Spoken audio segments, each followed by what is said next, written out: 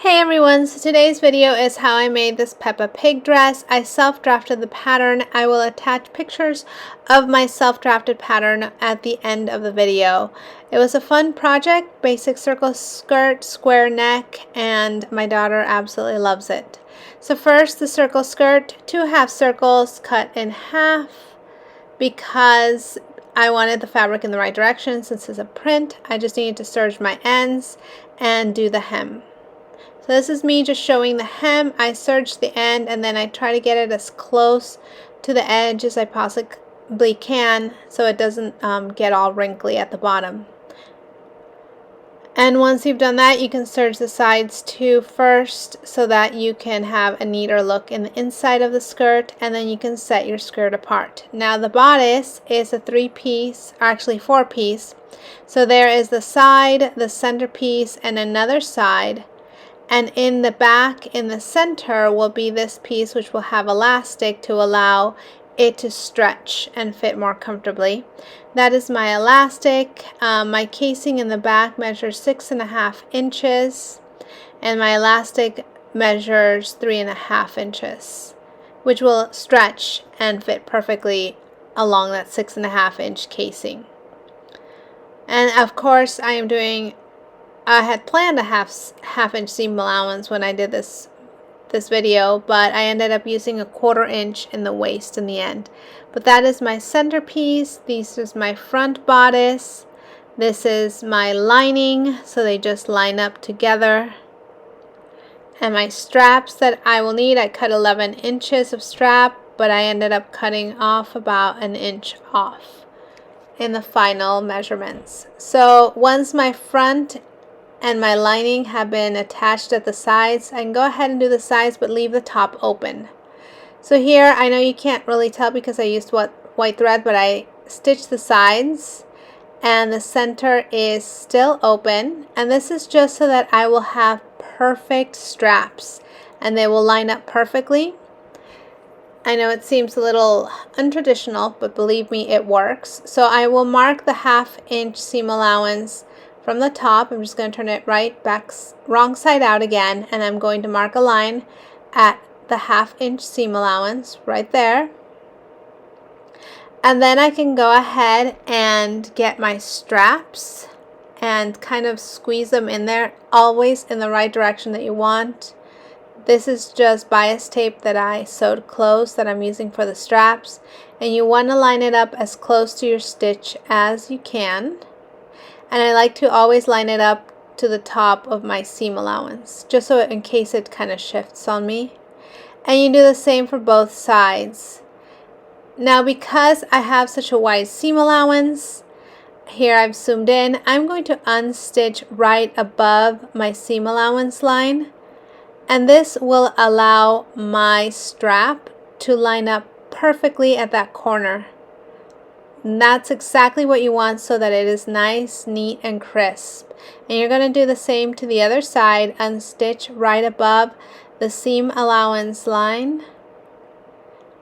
And then just put your strap once again on the inside as close to that corner as you can. And I line it up, like I said, to the top of my fabric. I allow to have enough strap so that I can do this and have it line up to my seam allowance. So I stitch straight across, and when I pull it out, you can tell that they are perfectly aligned at the corners because of that step that I just did.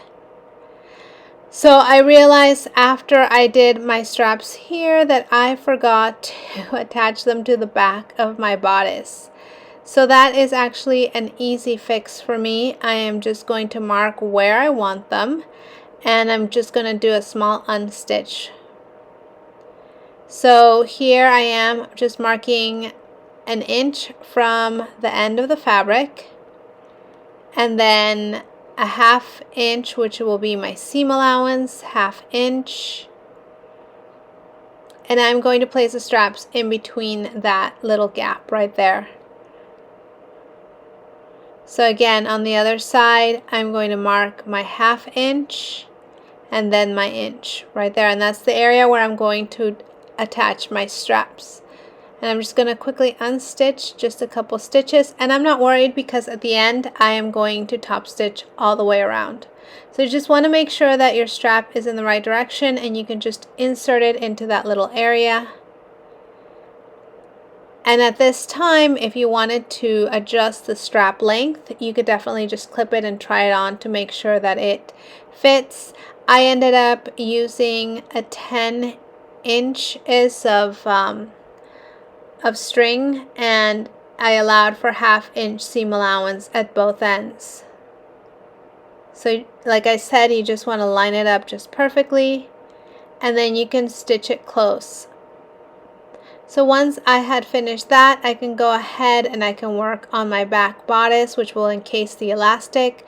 I sew these lines 1/4 inch for the elastic, leaving 1 inch in between each space. On some of them they're a little bit wider, you can tell. So now to enclose that elastic back, you put right sides facing together and sandwich it between the lining, and you can go stitching straight down, and when you turn it right side out, you can tell that it is perfectly added to the back. And then you will go ahead at this point, and if you want to trim your seam allowance, I think this is a good point to do it before you enclose the rest of the bodice. So I went ahead and I used my shearing scissors and I cut the edges as close to the stitch line as I could. And now I'm ready to put it all together. I turn it right side out, right sides facing together, overlap that at the top, sandwich it in, and then when I stitch all the way straight down, you can see right side and wrong side facing out, you stitch that along, then you're done. Your bodice is now nicely done. So turn it right side out, and that is the bodice. That's all the steps. Now that you're done with the bodice, the next step is of course going to be to attach it to your skirt. I decided to take measurements at this point and decided that I was just going to keep it the way it is. I would have liked a narrower neckline, and I definitely would have added a little bit more elastic because I think she gained a little weight. So the circle skirt, I added 2 stitch lines as super wide setting to kind of cinch the waistline a little bit more, and then with right sides facing together, so my bodice, you can see the right sides of the fabric are facing together. You can go ahead and you can clip all the way around. I always like to line up the sides first and then work my way all the way around, and stretching that elastic back to match up with the fabric, so it doesn't look too clumpy in the back. And now you can just add stitch and close and you're done. So this is the final dress. I was kind of happy. The top from strap to strap was actually 6 inches. I measured wrong right there. I would have liked a smaller area, a smaller length, and I thought maybe a bow could hide it. I ended up just putting a bow because I thought it was cute, but I definitely would have gone with a narrower neckline. The bodice length was 7¼ inches. The skirt length was 9¼ inches, and the final dress. Overall, my daughter just loved the dress. Pete the cat. It was a great project to try to design my own pattern, and now I'm going to show you the pieces of the pattern and the measurements that I have.